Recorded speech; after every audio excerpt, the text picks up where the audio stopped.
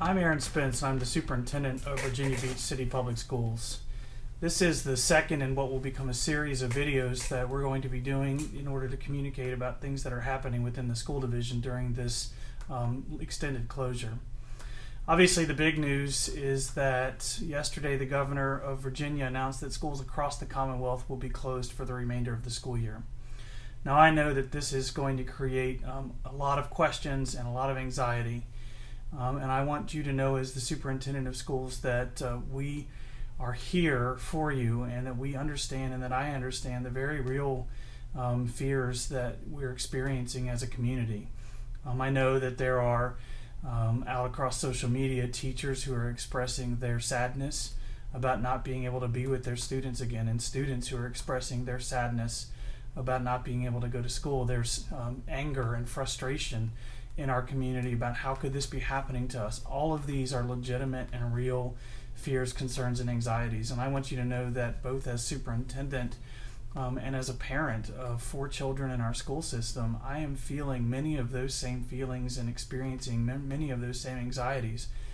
And I also understand that one of my responsibilities is to make sure that we have answers to the questions that you have. And while I can't give definitive answers to all of the questions that you have today, I do want you to know that we are listening and we are hearing what you are saying, and we are thinking through what this means for us and for our school division. And as we begin to more fully understand that, we will communicate what we know when we know it, and our commitment to you is to keep you informed. One of the things that's important to recognize in our community is that for many of our students, school represents the safest and most consistent part of their lives. And so we want to make sure that moving forward, everything that we do from now all the way through the end of the school year is a source of hope and encouragement for our students, and it brings them a sense of normalcy and helps our parents develop a sense of normalcy and routine. And that we don't want to be an additional burden of stress either for our parents, for our students, or for our community.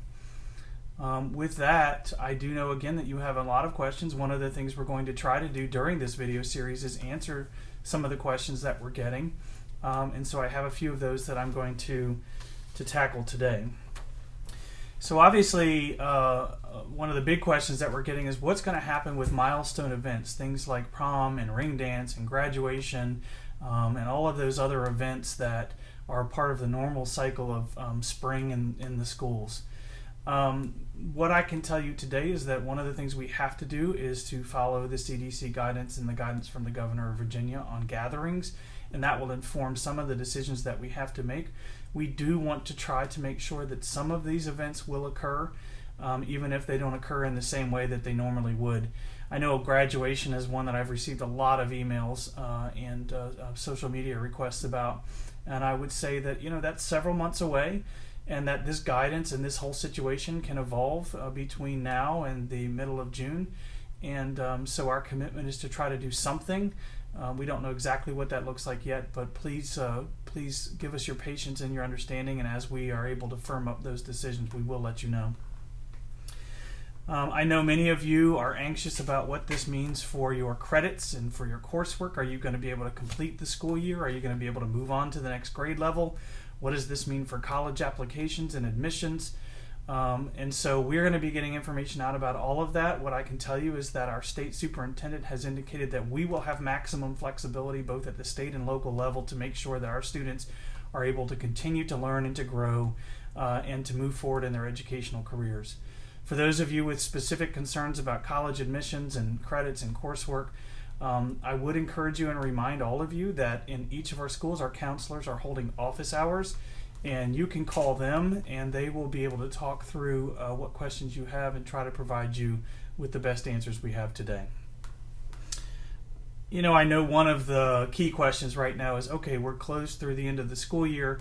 What happens to learning? Are we going to continue to learn the way that we've been learning? Are we going to do anything differently?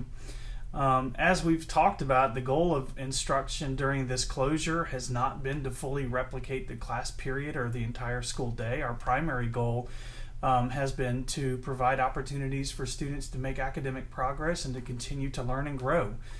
I think another goal needs to be and has to be to continue to provide hope and engagement and a sense of routine, and again a measure of normalcy and connectedness between our students and their teachers. And so we will continue with learning. I do anticipate some changes may come to that, and we will be communicating with you as rapidly as we are able to about what that may look like. However, for now, we're going to continue as we have been during the first 2 weeks of this closure. And again, as changes evolve, we will be making you aware of those. I have a question here about what do I do if I want to enroll my child in Virginia Beach schools during this closure? So for anybody who may be watching this and wondering about that, and of course we know we have a large military connected community and we have people who move in and out of Virginia Beach all the time. I want to ask you to call our helpline at 757-263-1111. And we will get you connected to the right person who can help answer those questions. Or again, if you know the school that you may be enrolling in, if you'll go onto their website, you will be able to find office hours for their counselors, and they should be able to help get you connected to the right person in their building to begin that process. One of the questions we're getting a lot of is how can we help our kids, our young people, process what's happening? How do we help them during this closure feel that sense of normalcy and that things are going to be okay? And I want to reiterate for all of us that one of the most important things the adults in this community can do for our children is to provide calm assurance that things will be okay. That even though there's a lot going on around us, that their lives are going to stay as normal as they can. If you will go to our website, you will see that we are adding resources on a regular basis about how parents can talk to their students about this, and about mental health and talking with your students about the coronavirus itself. So if you'll look at that, again, that's on our website at www.vbschools.com/COVID-19. And so finally, today, I know I've not answered a lot of the questions that you must have. I'm going to ask again for your patience and understanding. During the course of this week, we'll be trying to get to answers as quickly as we can and make decisions that we're able to.